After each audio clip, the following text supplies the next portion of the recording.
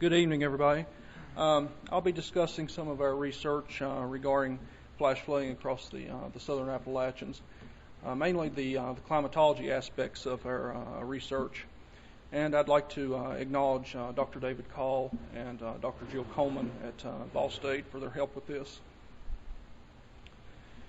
So some of the research focus, what we're trying to do with our research is to analyze the spatial and the temporal aspects and extent of flash flooding across the southern Appalachians and use this information to create a hydroclimatology using verifiable reports. We're also going to examine the influences of topography as well as environmental conditions such as soil type, land use, land cover, the like, and how this affects the spatial distribution of flash floods. And also to gather information on synoptic and mesoscale environmental conditions that preclude flash flooding events. So we all know the dangers of flash flooding, but residents of the southern Appalachians are greater risk for these events, mainly due to the mountainous terrain of the region, and that usually leads to the rapid accumulation of precipitation and quick hydrologic response from small stream basins in the area. And residents also have to compete with the mountains and the streams for road networks, bridges, homes, businesses, the like. And also there's mountaintop removal and the threat with that. And that's a process of strip mining where they'll actually take and cut off the top of the mountain to get the coal, get to the coal seam. Then they'll push all the overburden into the nearby hollows, fills them up. The creek backs up and creates a small dam, and then that creates a hazard if there's a breach of the earthen embankment. So there has been some previous research done on flash flooding across the region, especially at the local WFOs, Blacksburg, Virginia, also Morristown, Tennessee. They've done some research. But what we've been trying to do is actually extend or expand that research to include a greater coverage area, and particularly the southern Appalachians. So we define that area as any of the mountainous areas south of the Mason-Dixon line, and that would include the Appalachian Plateau, the Valley and Ridge, and then the Blue Ridge provinces that are categorized by the USGS. So this shows a map of the southern Appalachians overlaid with the three provinces and also the counties. And you can see the Appalachian Plateau on the western edges, and then also if you go travel a little bit further east, the Valley and Ridge, which extends from Birmingham all the way to Hagerstown, Maryland, and then also the Blue Ridge on the leeward side. This encompasses most of the Great Smoky Mountains. That's in eastern Tennessee and western North Carolina. And what we did was we overlaid the counties for this region. And any county that intersected one of these provinces, we include in our research. Here's a digital elevation showing the topography of the region. Some of the blue and green shows the lower elevation, and the white shows the higher elevation for the region. So most of our data come from the NCDC, and they're the storm data database. And this has information, for any type of severe weather event going back to 1950. And what we did was we focused on events after the modernization and restructuring of the National Weather Service in the 1990s. So this resulted in abbreviated climatology from 1996 to 2010. And what we were getting at here was we wanted to focus on reports that were verified through the Weather Service. So after the MAR in the mid-1990s, any report that the Weather Service got, they actually had to follow up with and actually verify that it was a flash flood event. Also, storm data that we looked at, any of the events that were either listed as a flash flood or flash flooding were included, and multiple events with similar or the exact dates and locations were consolidated into one single event. So here we have a map of the region again.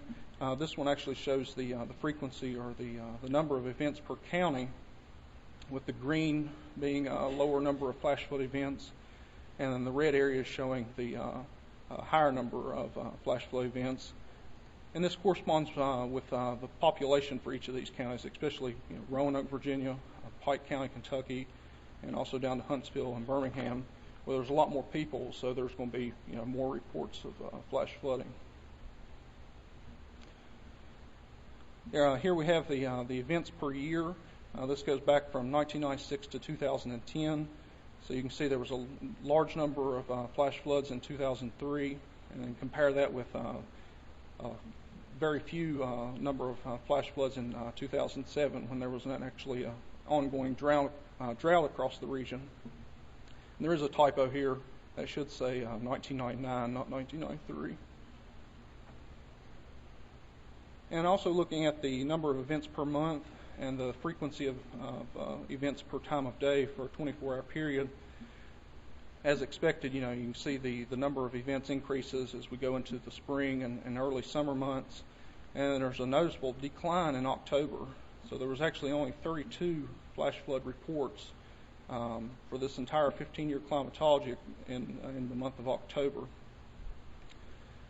The number of events per time of day is shown here too as well.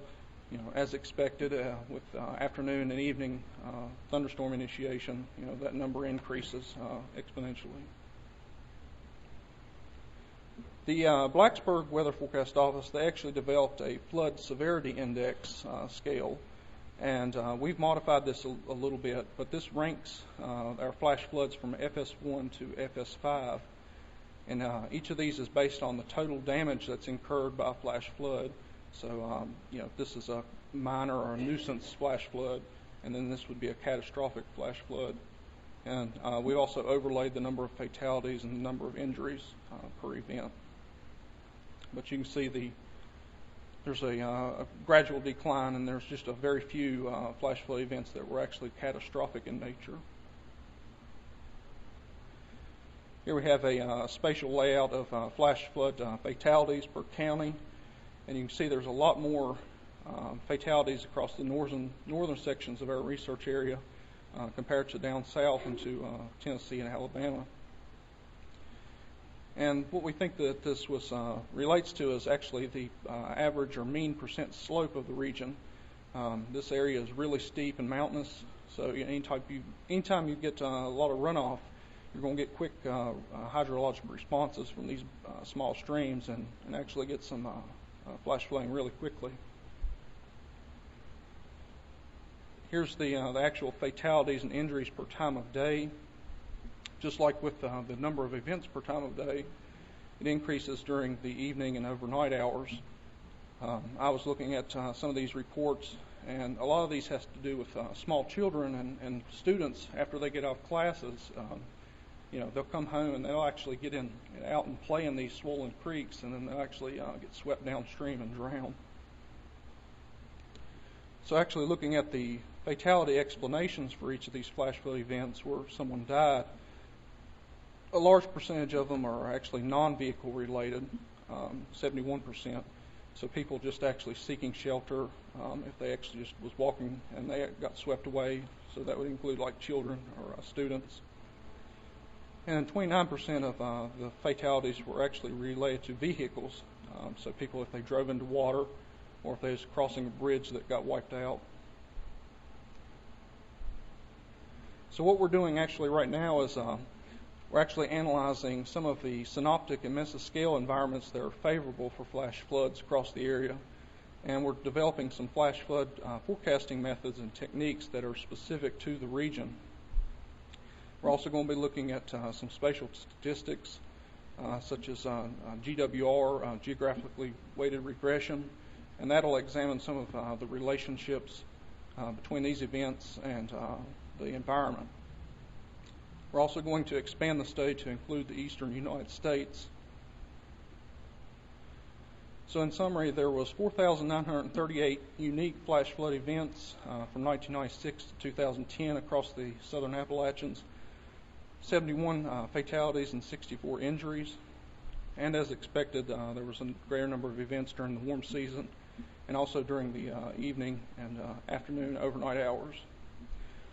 Higher fatality rates were over the areas that had larger, steeper terrain and higher mean percent slope.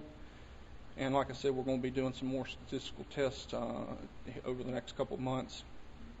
Hopefully all this information will actually help forecasters and hydrologists when they predict these events in real time. So appreciate your time, and if there's any questions.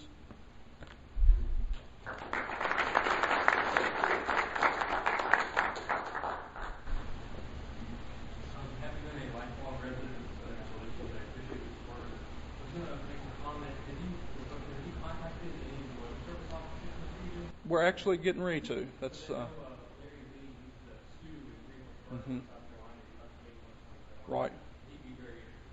Right. We're actually getting to that, and that's going to be some of the stuff we're going to do over the next month or two. Is actually contact the offices, ask if they know of some areas that are actually prone to flash flooding, and include that in our research, and also just ask them what type of synoptic or mesoscale conditions do they notice that are favorable for flash floods. One thing you should be aware of is, and I know they've done it at Blacksburg, weather forecast office, but at the RFC where I am, we've also looked at it. So a large part of the area you're looking at, right, what we covered, is something called the flash flood potential index, and I can talk to you afterwards okay.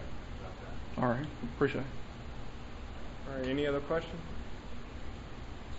I have a comment. Yes. That was an interesting finding about the non-vehicle related. Right. Yeah. So did you? I was expecting the other way around. Exactly. Being a lot of people, travel, but right. And so you found out most of them were children. Right. And there was several, young students. It said that they, just got released from Sunday school or something like that, and they were actually, on their way home, or they actually got into the creek and started playing around and got washed away. But yeah, I was expecting a lot of the other way around, more percentage being vehicles, but a lot of people, they use ATVs and stuff too, and so I was figuring it'd be the other way. All right. Thanks.